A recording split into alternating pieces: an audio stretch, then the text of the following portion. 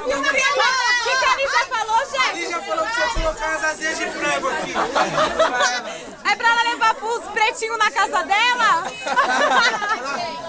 É pros pretinhos que... Os pretinhos que tem fome lá, que passa fome? É os neguinhos da Etiópia. Fala aí agora, Lígia. Fala aí, Lígia.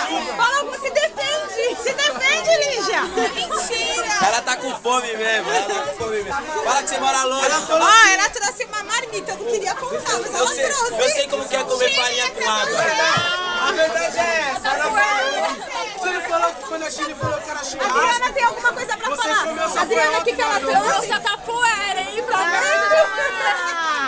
E aí, Lígia, A que última defende, refeição dela foi amiga? ontem de manhã. Chile, até você, Chile. Lídia, eu sei como que é passar fome. Já comi farinha com água já.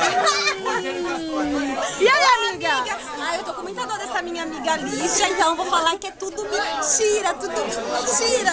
Conta mais, amiga sempre. Amiga sempre. De manhã tá garantida, né? A marmita de amanhã. Bandilha, Obrigada, amiga. antes de você comprar esse shortinho pra gente maior ou é só pra criança? Não, deixa pra falar isso amanhã, hoje é aniversário dela. Vai falar na empresa que eu tava com sorte de criança na minha festa. Ela pegou do irmão.